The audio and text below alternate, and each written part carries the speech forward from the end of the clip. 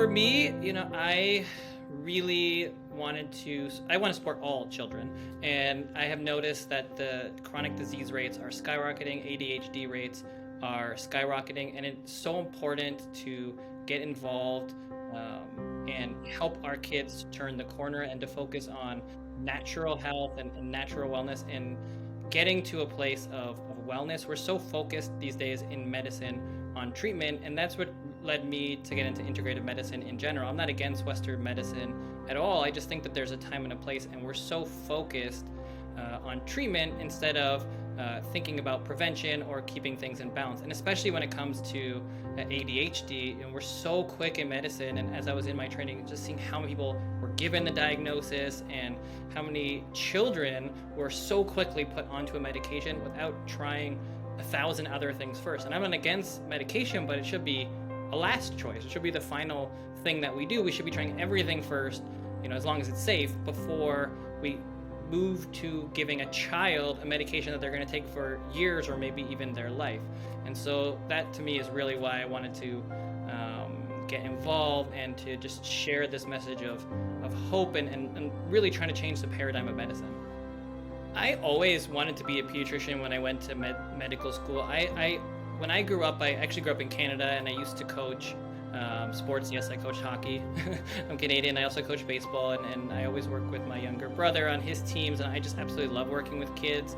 And then I ended up working in sports camps and running some sports camps when I was younger, and I just always loved working with kids. And so when I went to medical school, it was always to be a pediatrician. I love just helping kids to thrive, and also, adults don't tend to listen, but kids definitely listen and they get better. And so, to me, it was always to be a pediatrician, and that's really the simple answer.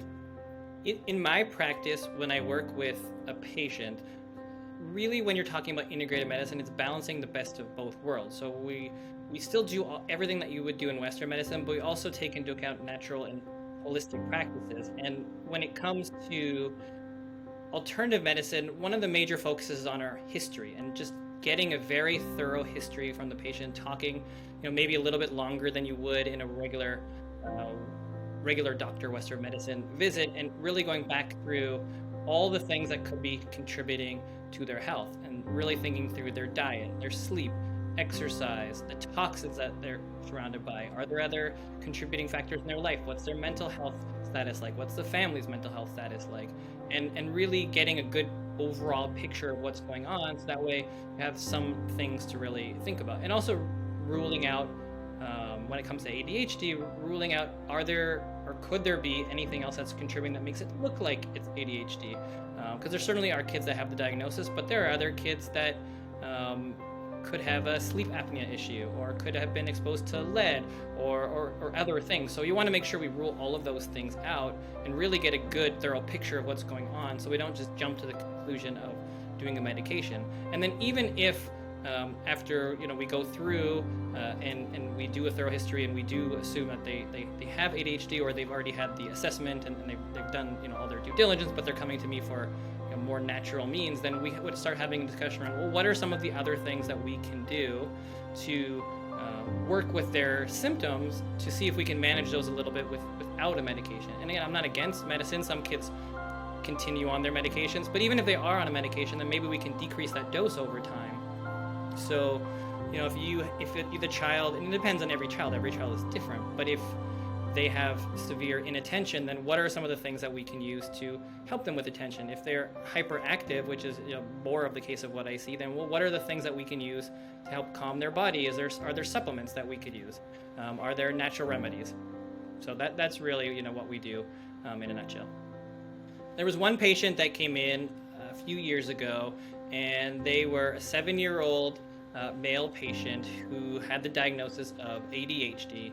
And the parents were very concerned because they had gone to a therapist to get the diagnosis, and very quickly, within one day, they just kind of did a couple of surveys, they said, and then they gave them diagnosis, went back to their doctor. The doctor wanted to put them on a medication, and they really didn't want to do a medication unless they really, really needed to. And they didn't feel like it was a very severe case. It definitely had some problems with attention, but they didn't necessarily think that it was so severe that they should put them on a medicine. medicine. So they came to me, we did a thorough discussion, we went through their history, and it did seem like the kid was having some trouble with attention and not calming down. So we talked about their diet, and the child loved eating gluten and pasta and bread. That was like the main thing that they were on. They really did not have a diversified diet at all. They barely ate any veggies or fruits. They didn't drink a lot of water. And so the first thing we worked on was just changing their diet and getting more fruits and vegetables and nutrients. And even within 2 weeks, the parents said, oh, we feel like it's 5, 10, 15% better just by changing the diet alone. And then we started working on some supplements. We did some magnesium and some amino acids that are calming for the body. And again, they thought it was maybe 5, 10% better after doing that. And then they started working with a therapist to work on strategies that they could use at school and at home to really calm themselves down. And they also felt like that really helped them out. And so now they were at maybe 25% improvement, and they were happy with that. They didn't think that the child even needed a medication at that point at all, and they were really at a place that they were happy with. And since then, that child's never been on a medication and doing very well in school. And really the main thing was just a diet change. Label. Read the label for every single thing that you purchase and bring into your family's home. It is so important.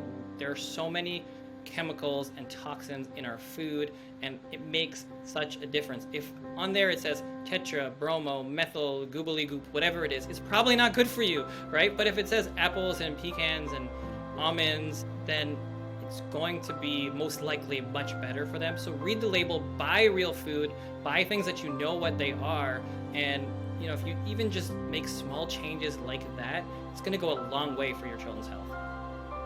What I would say to parents all over the world is that your family's health is in your hands. There's so much doom and gloom and fear out there about everything going on, but the reality is we have so much control over our family's health, and there's so many little things that you can do every single day to make a difference, so that way our children don't end up with a chronic disease, or if they do have a chronic disease, then we can improve their symptoms naturally.